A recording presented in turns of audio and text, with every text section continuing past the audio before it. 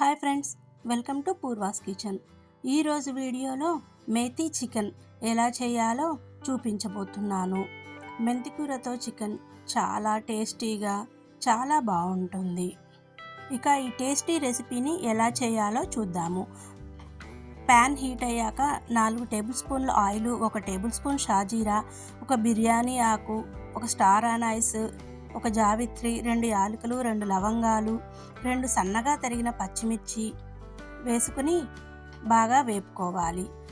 ఇప్పుడు 1 కప్పు సన్నగా తరిగిన ఉల్లిపాయ ముక్కలను, కరివేపాకు ఆకులను వేసుకొని ఉల్లిపాయలు దోరగా ఫ్రై అయ్యే వరకు వేయించుకోండి.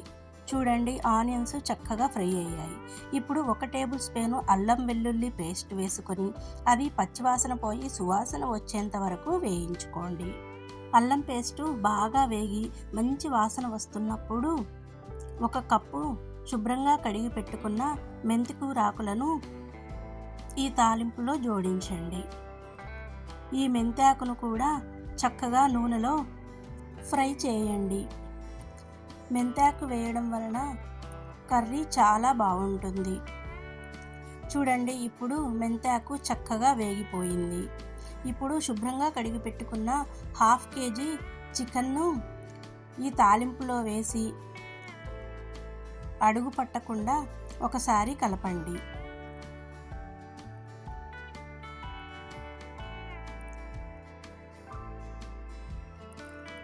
ఇప్పుడు 1/2 టేబుల్ స్పూన్ పసుపు, 1 టేబుల్ స్పూన్ సాల్ట్ను వేసి హై ఫ్లేమ్లో 4-5 నిమిషాలు కలుపుతూ ఉడికించండి.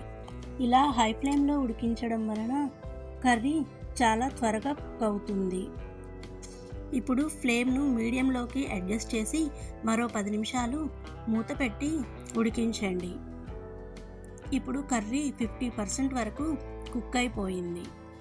ఈ టైంలో 2 టేబుల్ స్పూన్ల పెరుగు, 2 టేబుల్ స్పూన్ల red chilli powder, 1 table spoon coriander powder, 1 table spoon coconut powder వేసి బాగా కలపండి.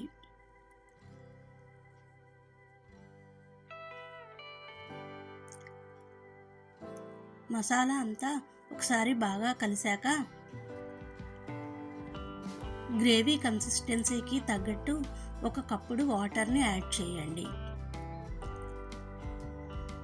ఇప్పుడు అన్నింటినీ ఒకసారి బాగా కలిపి మూత పెట్టి 10 నిమిషాలు మీడియం ఫ్లేమ్లో కుక్ చేయండి.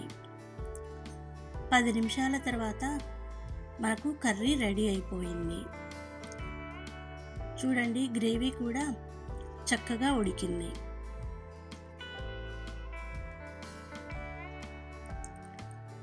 ఇలా ఒకసారి చెక్ చేసుకుని చూడండి.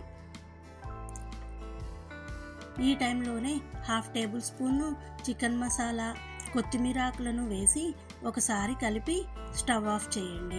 ఇక మన కర్రీ సర్వ్ చేసుకోవడానికి రెడీ అయిపోయింది. ఈ కర్రీ చపాతీలోకైనా, బిర్యానీలోకైనా, రైస్లోకైనా చాలా చాలా బాగుంటుంది. Thank you for watching friends.